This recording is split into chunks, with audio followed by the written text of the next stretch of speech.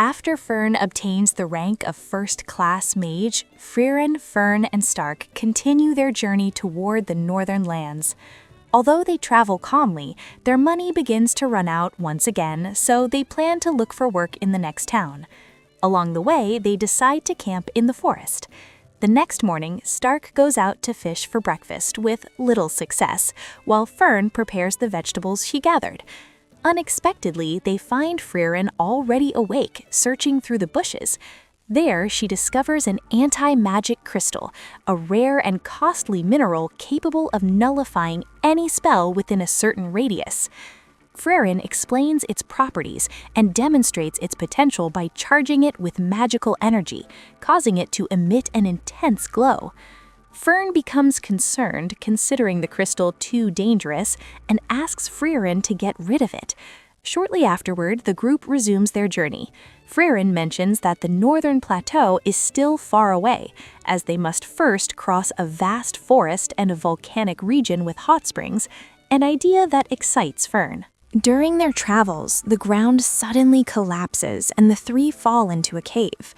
Although they attempt to save themselves using magic, they soon discover that the cave is filled with anti-magic crystals, preventing them from flying. Trapped and unable to use spells, the group's safety rests entirely on Stark. After exploring the cave and finding animal remains, they decide to set up camp. Fern confesses that she feels deeply afraid, unable to sense any magic at all, as if she were surrounded by complete darkness. The tension rises when a poisonous dragon appears. Stark protects Frieren and Fern, while Frieren, surprisingly calm, explains that she fully trusted him from the moment she chose him as the party's vanguard warrior.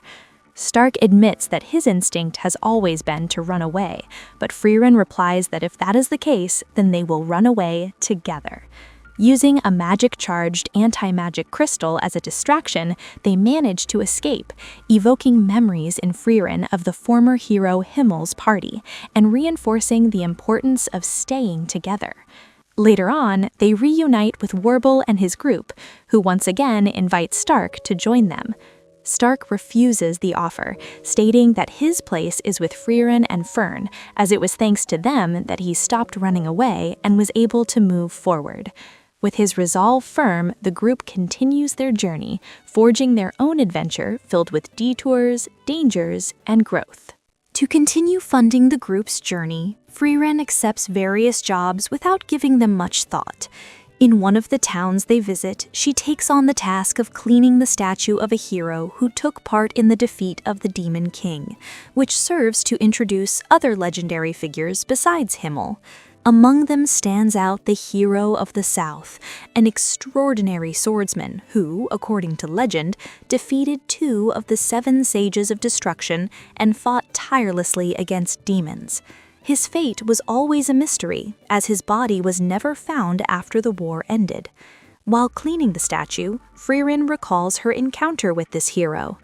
After being rejected by her when he asked to join her group, the hero of the South confessed his ability to see the future and revealed that he was destined to die the following year at the hands of Schlacht, one of the sages. His true reason for seeking her out was to warn her that she would be key to saving the world, as she would later join Himmel's party, the one that would ultimately defeat the Demon King. Although Frieren initially doubted this prophecy, everything unfolded exactly as he had predicted. Over time, Frieren comes to understand that the hero of the South's sacrifice was not in vain, as his legacy lives on in collective memory. The journey continues toward the southern villages, where Frieren seems eager to finish her business and leave as soon as possible. The reason is Count Drott, who recognizes her as a hero thanks to the stories passed down by his great-grandfather. Drott has lost a family sword of great importance, stolen by a demon, repeating a mistake from the past that Himmel once helped resolve. Following the example of the former hero, Frieren agrees to retrieve the sword. The group tracks the demon and arrives at a village that has been completely devastated. There, they encounter a nun praying for the dead, But Frieren quickly realizes that she is actually the demon responsible for the massacre.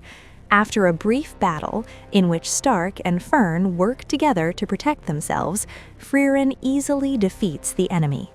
In the end, the sword is returned to Drat, who is deeply grateful for their help. Stark questions why such a dangerous object should be kept, but Frieren replies that there must always be people willing to face demons. The reward turns out to be modest, a grimoire of simple magic, reflecting the melancholic and everyday tone of Frieren's journey.